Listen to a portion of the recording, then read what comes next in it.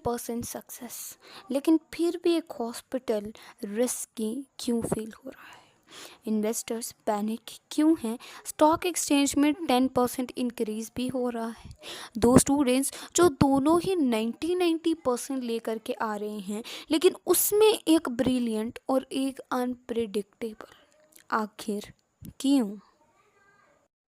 इन सब के पीछे रीज़न है सिर्फ एक मैथ का concept, which is the standard deviation. तो ये है मेरे पास स्टैंडर्ड डेविएशन का फॉर्मूला।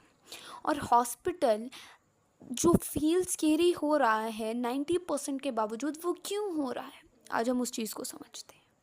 तो यहाँ पर आपको एक चीज़ बड़ी क्लियरली नज़र आ रही है। ये है मेरे पास सारे नंबर्स परसेंट में, 90%, 91%, 89% रिकवरी हुई, 90% रिकवरी हुई पेशेंट की, 90% रिकवरी हुई। तो ये मेरे पास सक्सेस परसेंट है।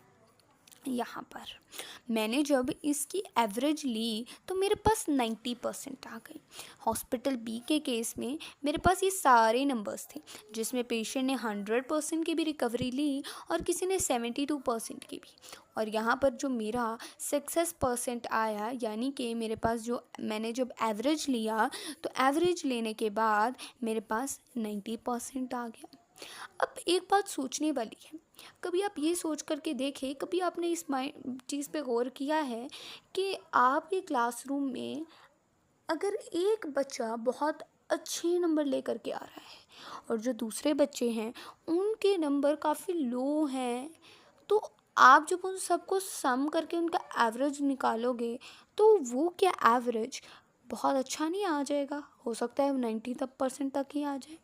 लेकिन दूसरी तरफ अब पहले केस में क्या हुआ, आपको ये चीज़ समझ में आ रही होगी कि शायद उस बहुत एक बच्चे में ही पोटेंशियल ज़्यादा है, बाकी बच्चों में पोटेंशियल नहीं है। शायद एक बच्चे ने ही बहुत ज़्यादा मेहनत की, बाकियों ने नहीं की, या मैनेजमेंट ने कोई खुद से बच्चों को नहीं करवाई मेहनत। और दूसरी तरफ दूसरे केस में ऐसा हुआ कि सारे बच्चों के नंबर्स आलमोस्ट आसपास के बराबर बराबर के अच्छे आए हैं और परसेंटेज उनकी भी उतनी ही बनेगी। तो इस चीज़ से आपने ये चीज़ को रियलाइज़ किया कि जो दूसरे केस है उसमें मैनेजमेंट ने बहुत अच्छी मेहनत करवाई, सिर्फ पोटेंशियल एक बच्चे में नहीं था, सब बच्चों को साथ लेकर के अच्छे मार्क्स की तरफ फोर्स किया गया और उन सबको पढ़ाया गया। तो बात समझ में आई क्या मेरी? मैं ये कहना चाह रही हूँ कि बाज़ दफ़ा एवरेज में सिर्फ एक ही नंबर आने की वजह से वो एवरेज 90% तक बन जाती है। क्या आपने एक बात नोट की? हॉस्पिटल बी के केस में तो 100 आया है, जबकि लो वैल्यू तो 72 तक भी है। तो इन सब को ऐड करने की वजह से मेरे पास 90 आ रहा है, जबकि यहाँ पर तो नंबर्स आलमोस्ट आसपास के हैं।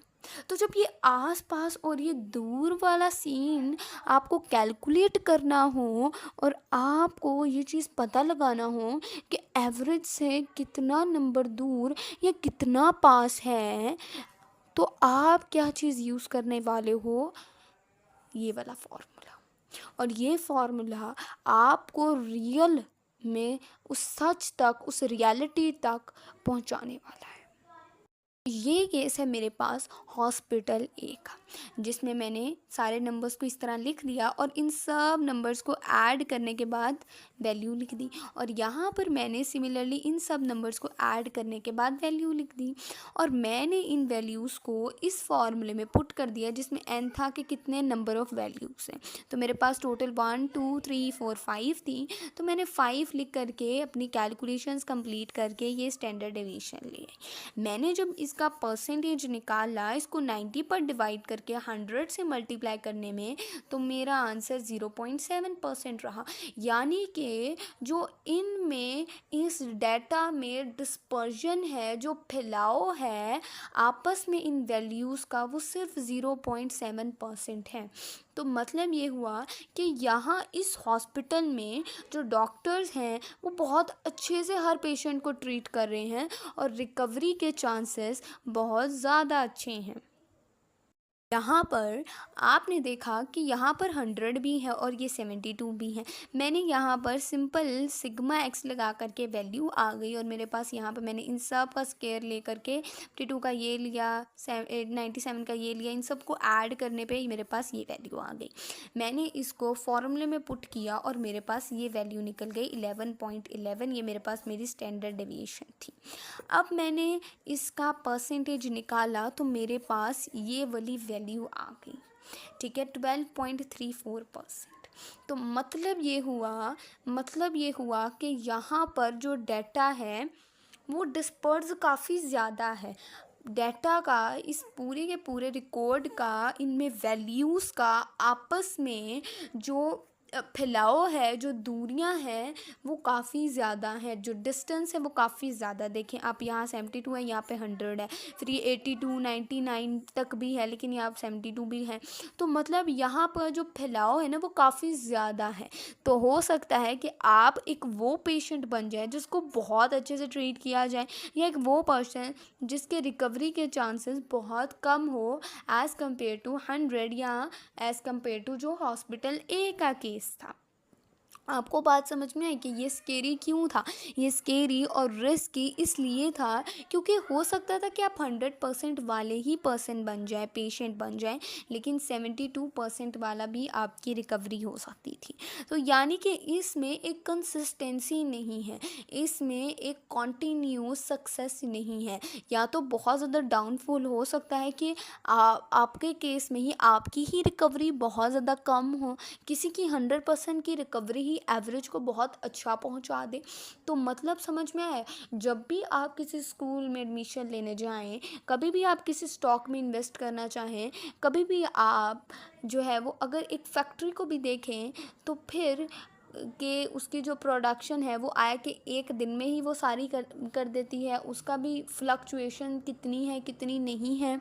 तो जब आप ये सब चीज़ें रियलाइज़ करेंगे तो लाइफ में आप हमेशा अपना डिसीजन अच्छा ले पाएंगे।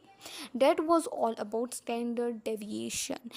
ठीक है, आपने इसके अलावा आपने देखा हो ड्रग एडिक्ट्स भी हों, तो वो चाहे एक एवरेज 2 ड्रग एडिक्ट जो है वो बिल्कुल इक्वल जो है वो ड्रग्स ले रहे हों, लेकिन एक जो है वो लेट्स सपोज एक 1 वीक में जो है वो सिर्फ एक दफ़ा बहुत ज़्यादा डोज ले ले और दूसरा थोड़ा 3 डोज ले, तो उन दोनों के इलाज में भी फ़र्क आएगा। तो मेरा मतलब ये है कि कभी भी जब आपको ऐसे सिनेरियो में आए कि आप उस स्टैंडर्ड डेविएशन से सच पता लगाना चाहें आप, तो आपके पास ये फॉर्मूला है, इस तरह से अप्लाई करना है आपने और आंसर निकाल लेना है, और ये आंसर आपको आपकी रियलिटी की तरफ ले जाएगा। If there is any issue, any problem, जो है वो आप कमेंट बॉक्स में लिख सकते हैं अपने क्वेश्चन को, आई विल आंसर यू। और नेक्स्ट वीडियो किस पर होनी चाहिए, the topic which you want, you can also tell me the name. Thank you so much.